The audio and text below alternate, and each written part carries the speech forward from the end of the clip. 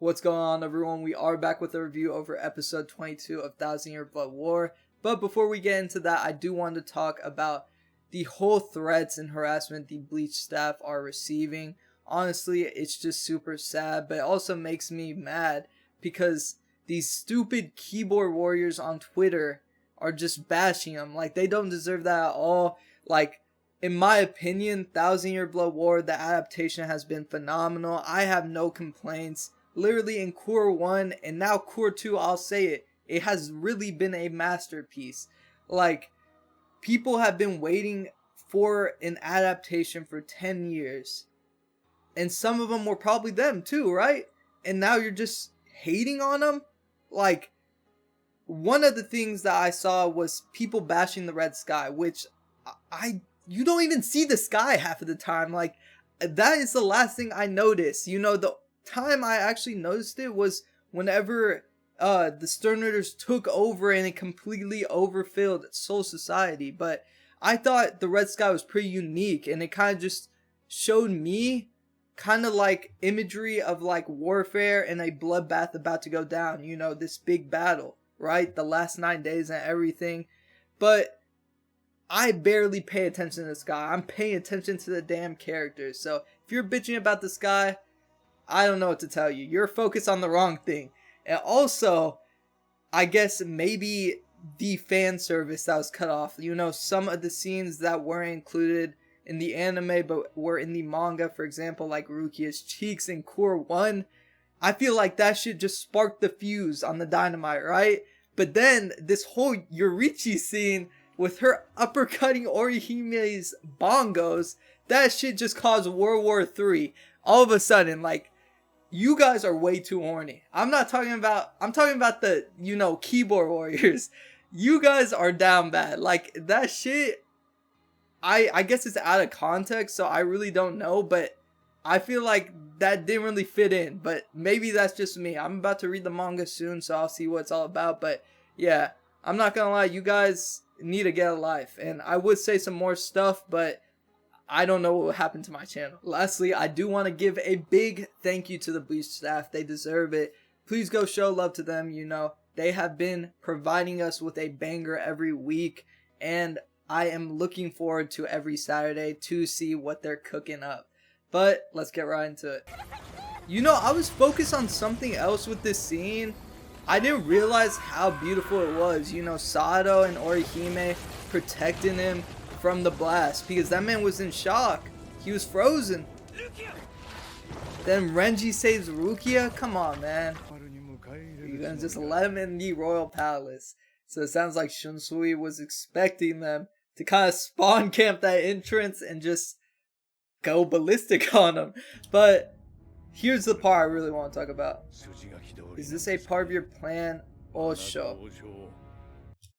To be honest, I really don't know why he would allow him. Like Shunsui's saying, you're letting him get way closer to the Soul King, and you're putting the Soul King in danger, of course.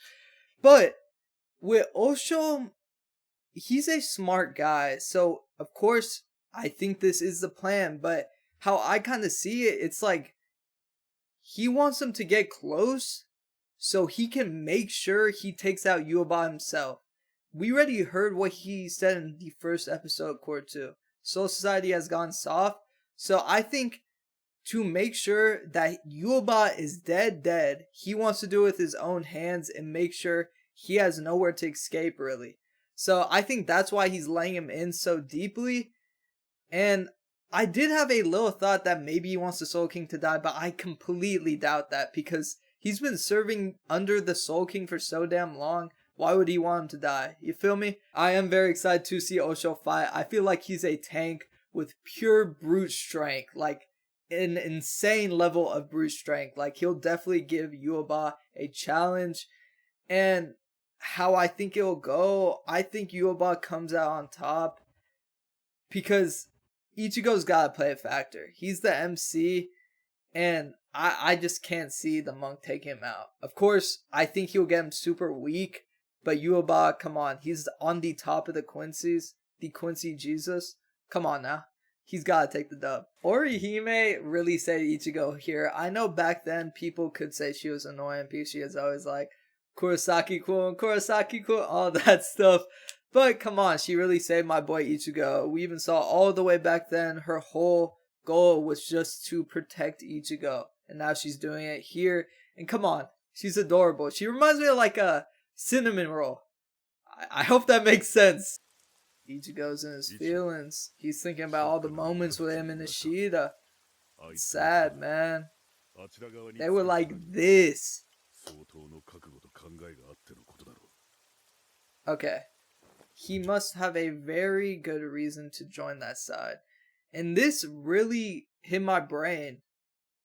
Saying, what is the good reasoning? Are the Quincy's the good side? I remember whenever Tosin died, and his whole thing was getting revenge for his best friend, because a noble killed his best friend, right? And then he went to Central 46, and they weren't doing jack shit about it. And I was like, dude, Soul Society's corrupted as shit. And it almost made me question, is like, Aizen, what he's doing right now, is it even wrong? And how I kind of see it, it's like, who is really the good side here? Is it the Shinigami or is it the Quincy's? Of course, we see the Shinigami as the good side because we are always portrayed through them.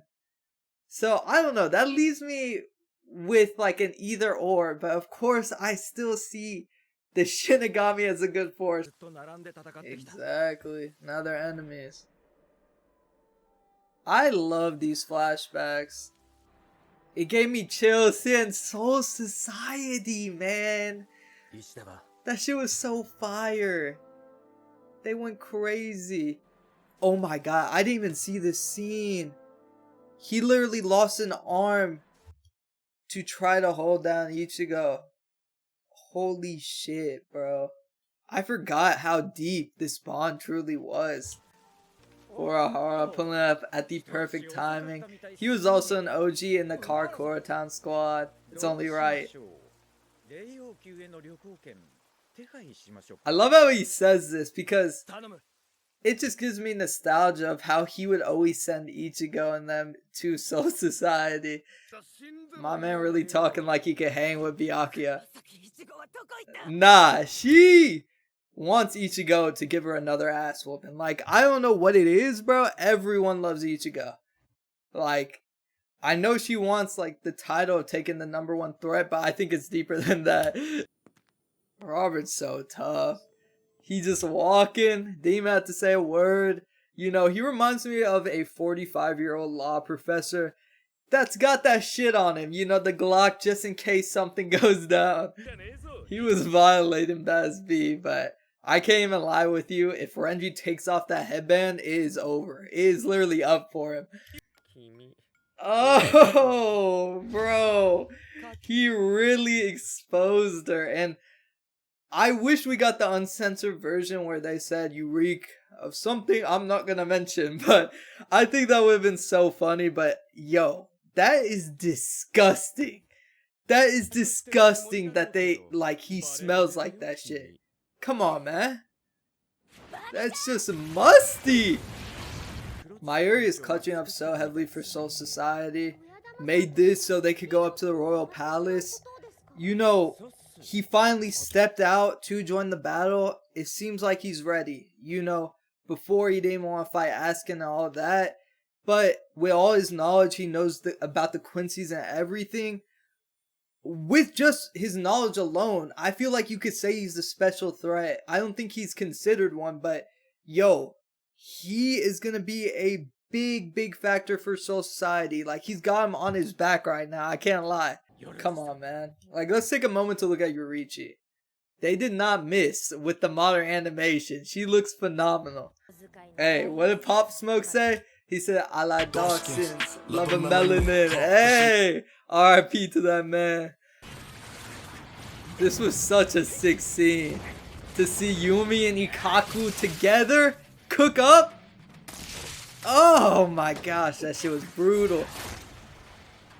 Dude, the savior in Yumi right there, so clean. I love Mayuri, man. He's got some of the best banter and shit talking Bleach, bro.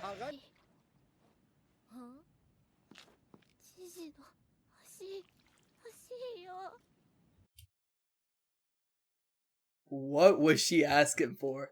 Was she asking for the meat? Like, I don't even know. No one clarified this in the comments, so I don't even know what to say.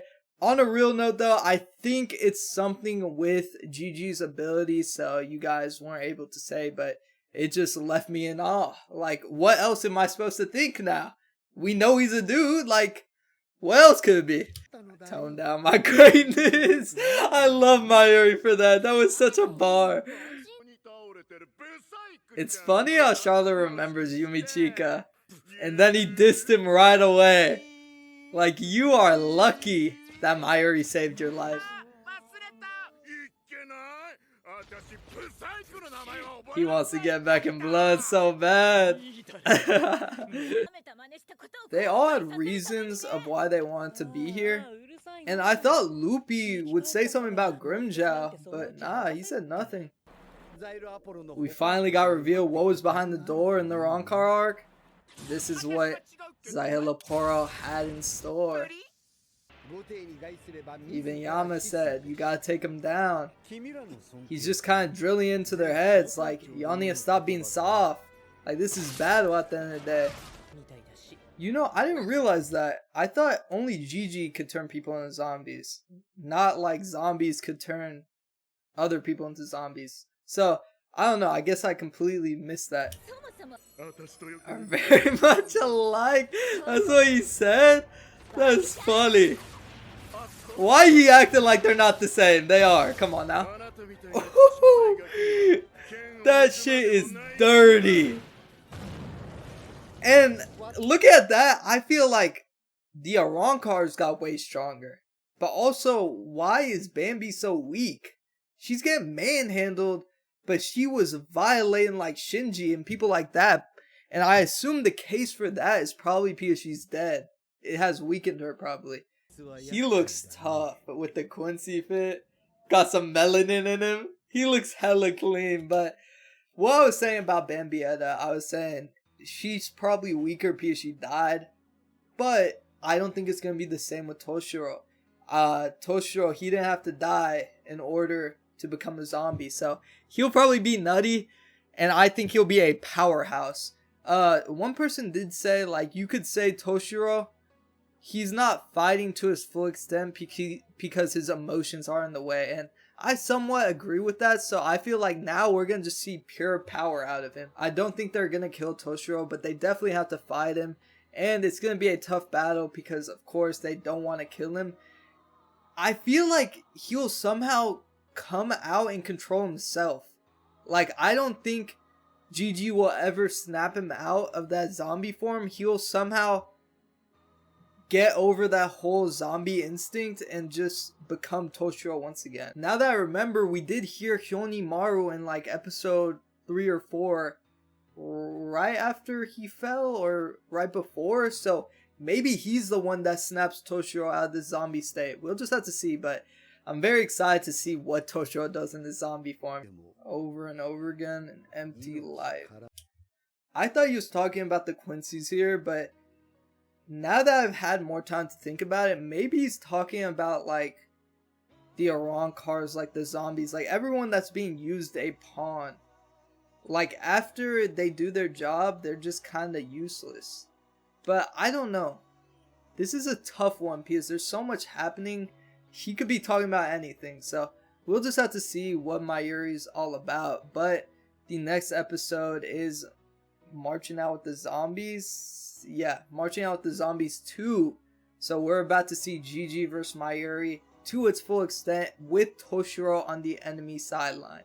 Next episode is going to be fire, and I can't wait to see, you know, Yuaba, Ashita, and Yugrum going up to the Royal Palace. And I also am excited to see the Chosen One. I definitely think Askin is a part of that, but I don't know. I think that's when we finally see like the people on stage with Yuaba, like the Thor looking motherfucker. Like we're about to see him.